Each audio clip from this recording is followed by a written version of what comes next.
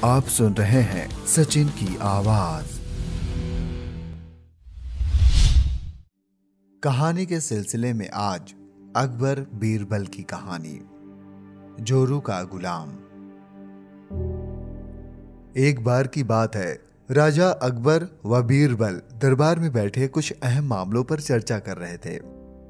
तभी बीरबल ने अकबर से कहा, मुझे लगता है कि ज्यादातर पुरुष जोरू के गुलाम होते हैं और अपनी पत्नियों से डर कर रहते हैं।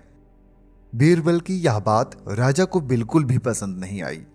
उन्होंने इस बात का विरोध किया। इस पर बीरबल भी अपनी बात मनवाने पर अड़ गए।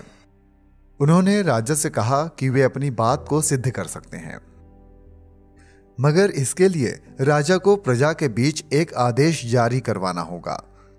वह आदेश यह था कि जिस पुरुष के अपने पत्नी से डरने की बात सामने आएगी, उसे दरबार में एक मुर्गी जमा करानी होगी। राजा बीरबल की इस बात पर तैयार हो गए। अगले ही दिन प्रजा के बीच आदेश कराया गया कि यह बात सिद्ध हो जाती है कि कोई पुरुष अपनी पत्नी से डरता है तो उसे दरबार में आकर बीरबल के पास एक मुर्गी जमा करवानी होगी। फिर क्या था, देखते ही देखते बीरबल के पास ढेरों मुर्गियां इकट्ठा हो गईं और सैकड़ों मुर्गियां महल के बगीचे में घूमने लगीं। अब बीरबल राजा के पास पहुंचे और बोले, महाराज, महल में इतनी मुर्गियां इकट्ठी हो गई हैं कि आप एक मुर्गी खाना खोल सकते हैं, इसलिए अब आप इस आदेश को वापस ले सकते हैं। मगर महाराज ने इस बात को गंभीरता से नहीं लिया और महल में मुर्गियों की संख्या धीरे धीरे और भी ज्यादा बढ़ने लगी।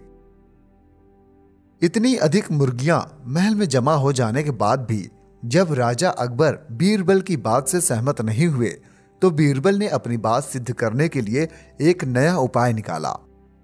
एक दिन बीरबल राजा के पास गए और बोले, महाराज, मैंने सुना है कि पड़ोस के राज्य में एक बहुत ही खूबसूरत राजकुमारी रहती है। अगर आप चाहें तो क्या मैं आपका रिश्ता वहां पक्का कराऊं? यह सुनते ही राजा चौंक उठे और बोले, बीरबल, तुम ये कैसी बातें कर रहे हो? महल में पहले से ही 2 महारानियां मौजूद हैं। अगर उन्हें इस बात की भनक भी लगी तो मेरी खैर नहीं होगी। यह सुनकर बीरबल ने तपाक से जवाब दिया, चलिए महाराज, फिर तो आप भी मेरे पास 2 मुर्गियां जमा करा ही दीजिए।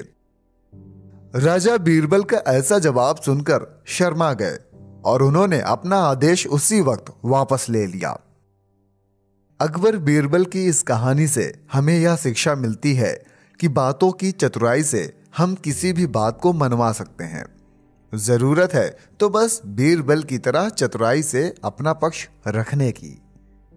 आपको यह कहानी कैसे लगी कमेंट बॉक्स में जरूर बताएं और अगर आप नए हैं तो चैनल को सब्सक्राइब करना ना भूलें ताकि आपको ऐसे ही तमाम रोचक कहानियां सुनने को मिलती रहें। आप सुन रहे हैं सचिन की आवाज।